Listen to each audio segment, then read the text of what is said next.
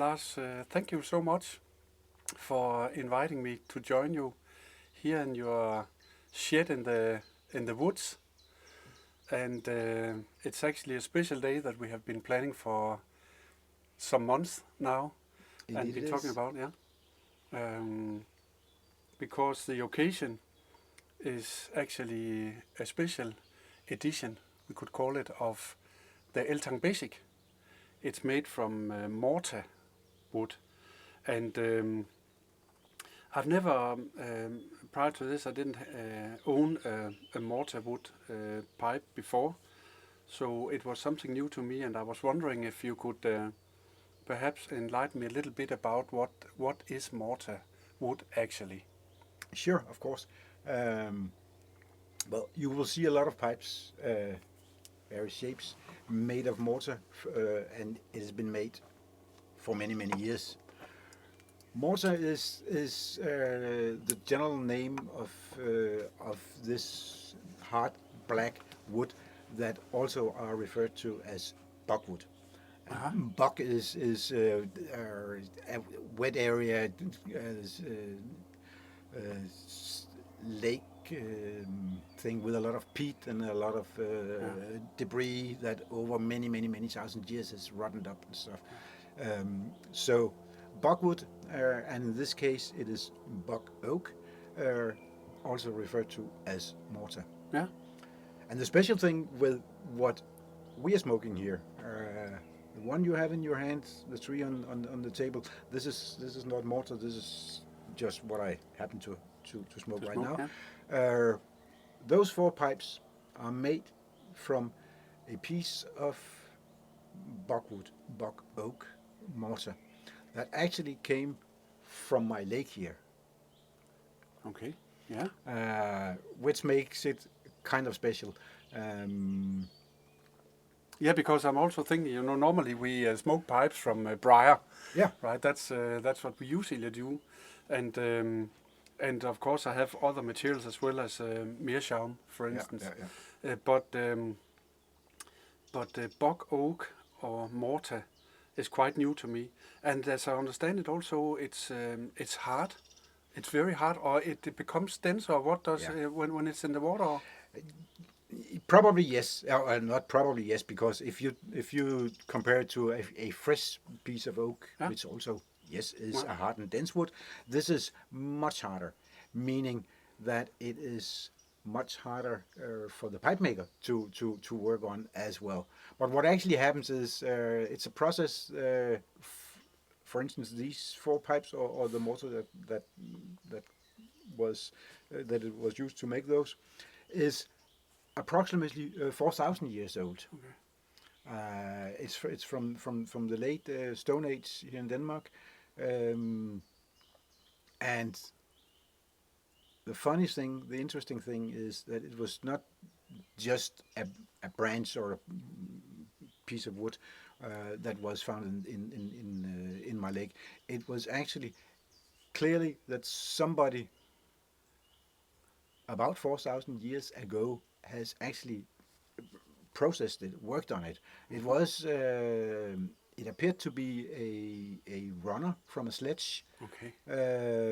so it had clear markings of being chopped and carved and stuff. So it's kind of funny to think that yeah, 4,000 years ago, a dude was fiddling with this piece of wood, Well, and now 4,000 later, another dude is fiddling with the same piece of wood, yeah. Yeah, there are many. ending up Yeah. with this You know. product. So in the process, when wood, oak, whatever else, ends up uh, underwater in a wetland, um, where the acidity of the water is fairly high, Yeah. and there's absolutely no air because there's a lot of debris and stuff that is and has been Yeah. rotting for years and years and years and used all the year. So when that piece of wood is marinating for like 4,000 years, not getting any air and having a high acidity in the water, um, it doesn't just mold. It keeps its original form, fibers and stuff, and it just toughens up and hardens up. So, and of course, there's a process of how to handle it once you get it on land. But So I get some different pictures here, because one is that, just thinking about it, that 4,000 years ago, approximately, perhaps someone during winter time has been, running with a sleigh, perhaps a horse or an ox or something, pulling it, and then perhaps gone through the ice and into the lake. It's quite an incredible thought, and it makes me also think about, I think everybody has seen in the TV that about mummies in like Egypt. Also, I think there are mummies in some places in South America, and they are what I think they call it dry mummies. But here in Denmark, at least, probably Scandinavia, but at least Denmark, this country or area is actually quite known for wet mummies. Yeah. So I know at least two of them, Tollundmanden and Grauballemanden, which are very well preserved. Exactly. Because they have been, resting or sleeping at the bottom of one of these ponds here in Denmark. Actually, the local museum that assisted the former owner to pull out this piece of wood, it was a fairly substantial piece. It was about 2 meter in length and extremely heavy. They actually tried to get founded in order to have money to investigate further, because this dude, he might be down there with the other runner, because there's 2 runners on the sledge and other stuff. Oh, so perhaps there's actually 3 of us. Yeah. Exactly. So he might be there. Nobody knows. Yeah. We would probably never know. But anyhow, that is how a normal piece of wood becomes bogwood. Just marinated for 3,000-4,000 years, give and take, with no air and high acidity in the water. It's quite incredible, actually. But Lars, how did it happen that it got into Eltang Basic? Well, that was it was a kind of a coincidence, because I bought this land 20 years ago, and with it came that piece of mortar. And it was a lovely piece, but I really didn't know what to do with it, because I could hang it on the wall and it could be nice looking, but I thought I would like to bring it to life. So what better thing to do than to give it to my good friend Tom, for him to play with him, trying to make. I know he made a few calabashes and other stuff out of it. So I gave the piece to Tom. Yeah, okay. And that was in 2006, 2007. Okay. So it's 18 years ago, or something like that. So Tom had it, and he has been using it, making a lot of stuff for his pipes. And perhaps also even small application on some pipes. Exactly, for his stand, and he made a few timbers and stuff. But I think 2-3 years ago, I was thinking a lot about this mortar, because I did a lot of work here and sitting and looking at it, and thought I should have kept just a little piece and stuff. So I called Tom and said, could you make me 3 basic pipes? And he said, yeah, of course, sure, no problem. I probably have them. You can. I said, yeah, but I would like you to make them out of my mortar. Yeah. And he was kind of hesitating. Not that he was not willing, because he said, yeah, it was a great idea and blah, blah, blah. But it's a pain in the neck to actually work with. Because this is very hard, right? It is very, very hard, and I, of course, said yes. I would like one that is rusticated. I would like one smooth, and I would definitely like a blast as well. Yeah. And he said, yeah. And Tom, he became more and more quiet during that conversation. He kind of did until a certain point, and then it tipped over, and he was actually rather excited. And he said, okay, I will give it a go, because we have been talking about all variations of Basic. I was a lot with Tom in the early years of the Basic, and this is actually a prototype. It's not even stamped or anything else. Okay. It was one of the very first ones. But we have always been talking about, couldn't it be fun to make it out of meerschaum, or what about olive wood, or blah blah blah. And he had tried, and there is some olive wood I got one. Basics as well. Yeah, great smokers also. Yeah. And okay, anyhow, Tom agreed, and he made 4. He probably made 5 because he was playing around. And I got my set. And since you and I are good friends and closely related, and you as well are with Tom, you got the 4th. So that is pipe number 4. Yeah. So these 4 pipes here, they all come from the wood in the lake. Following that, he found out that, okay, there was ways he could work with it. So from time to time, you will see a Morta Basic, primarily on the Danish Pipe Shop website. There's not a lot of them, but sometimes, there's 4, 5, or 6. They are exactly like these. It's not the same Morta. But it really doesn't matter. But he found a way to do it, and sometimes he does it because it's a fairly small block, so it could often be a kind of a cutoff he can use for that purpose. So you will see them around at the Danish Pipe Shop primarily.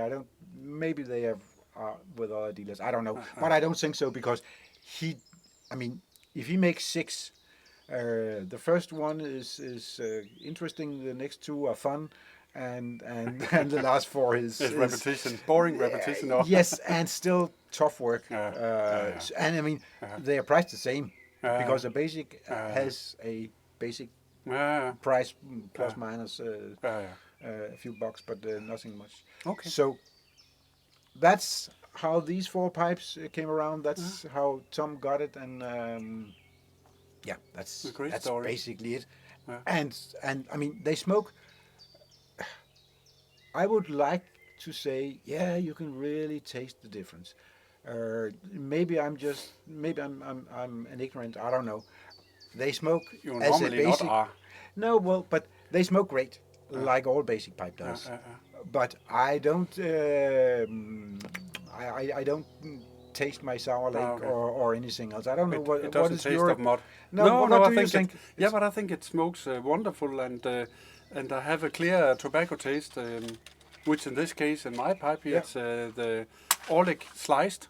It's not called golden sliced anymore, because we cannot talk about what the tobacco or signal what it's actually flavored by. No. But it smokes very nice, and it's a nice thing to have it. It is, but honestly, I don't feel any difference. Well, maybe if you really are a hard puffer, it could get a little hotter because it's so dense. But since I'm not, me neither. Okay. Yeah. This is really good. So Lars, when I'm looking at the color of the Morta wood here, it's pitch black, and I've heard that today there are pipes made from wood that has been, I don't know if you can call it chemically, through a chemical process, so they kind of make it look a bit like Morta, but this is certainly pitch black. Is there something about that with the age, or? It is basically the age because when you look at a like this one, Yeah. you can you can basically see it at the end here of the stem. This is the raw wood. Yeah. This is totally black. I mean, And that's just as raw wood. It's yeah, black. and it's probably due to the fact that this has been marinating for 4,000 years. Yeah. I mean, the mortar you're talking about is still full, fine, capable mortar, and it's probably maybe 1,000, maybe 2,000 years old. But so it got its density, but it doesn't get the color. So often people help it a little bit with just a staining or anything Okay. else to Oh, to that's to how make they it do it. to Okay. make it pitch black. Yeah. But funny thing is that you will be able, you can actually on this one, which is the smooth one, Yeah. you will be able to catch some lighter woods, lighter stripes and stuff in that. That's just because it's the undulating surface and the light is breaking, and of course it has been polished. Yeah, that one. Yeah. Well, actually, all of Oh, all them, of them. Okay. all of them gets just a light buff Okay. on the wheel with some canapa Canapa wax. of wax. Yeah. But the high spots Yeah. will, of course, be more shiny than the lower parts. But anyhow, this has not been colored. This is the true black color. So, but I don't think I have not much experience in this, but I don't think it will change anything in the way it smokes and feels. It's as dense the newer mortar, and actually I've seen pipes. I think Sabina made some pipes from mortar, which has a brownish tan. Yeah. Yeah. And I mean they are gorgeous as well. She makes gorgeous pipes as well. Yeah, but basically, mortar is when you mention the word mortar for a pipe smoker, you will immediately think black. Yeah. But of course, there are variations of black. Yeah. Yeah, but this is pitch black by nature. Yeah. So they are very beautiful. yeah, they are. Yeah. Although it's difficult because you mentioned this one and you said is this mortar as well? Yeah, it looks. And yes, if you compare the two of those with Tom's signature rustication, they look very identically. It does. And I mean this one is briar, and yes, it's black because it has been stained black. This one is black all the way through. So it is the natural color. It is quite fantastic. Yeah. And a wonderful story, actually. Lars, coming up to the end of our talk here, we are sitting in I think you call it a shed. But when you talked and told me about it the first time, and I saw it, we believe it was in 2018, so it's 5 years ago now. Yeah. You told me that this was something that you built when you moved here, and when I'm looking at some of the poles here, I was just completely blown off because I mean the work here, that's quite incredible. Thank you. Well, it's certainly not made from new wood at all. So hence it looks like it has been here forever. Yeah. Which was what I wanted to do, and also it was the material I got. I mean, I didn't put any money into it. No. Everything was reused. Absolutely, absolutely. So it was just a nice summer vacation I spent up here. But it's incredible, and we will be overlaying a little view on it, so you guys can see the shed here. It's quite astonishing, and it's a truly a beautiful and calm place here. I've been, thinking about the first visit that I had here together with you many times. In 18 it was also springtime accidentally, and it's just, incredibly beautiful here with the forest and the trees. Everything is light green in color now, and it's we can even sit here without much you can say no jackets on and only little clothes, right? Because the temperature now is very nice. This is, for me, it's a perfect place to chill out with a pipe. It is perfect. Yeah. And that's just coming back to the story about these mortar pipes. It's just something that I've been thinking about, and I mentioned it also a little earlier here, that it's just a thought about that this wood has been in this lake or pond out here for around 4,000 years beneath the surface, likely pitch black, and now we are smoking a nice tobacco up here. And I mean, if it could talk, it would probably say, okay, so that's what the world looks like. It's a quite incredible thought. Yeah, it is. I mean, it's that connection. It just makes it's more fun and perfect. I mean, this is not the mortar. This is just my briar pipe. It smells. It smokes exactly as yours. Yeah. But when we finished smoke this one, which is from the lake, it's a fun connection. It is. It is. So. And there's just there's a saying: a picture says more than 1,000 words, right? And so when you see the actual pipe and the wood, then you try to grasp 4,000 years. Yeah, it's quite amazing. It's quite a long time, and I mean these pipes, if taken care of, they will be in 4,000 years. Exactly. Yeah. Exactly. What a story. What a story. Yeah. So, but it was nice to have you here again. Yeah, thank you for having me. And we will show a little close up also on the pipes, so all of you can see that as well. And yeah, Lars, once again, thank you so much for having me. You're welcome. It's an incredible story, and then I think for now, Lars, we'll just sit here and enjoy.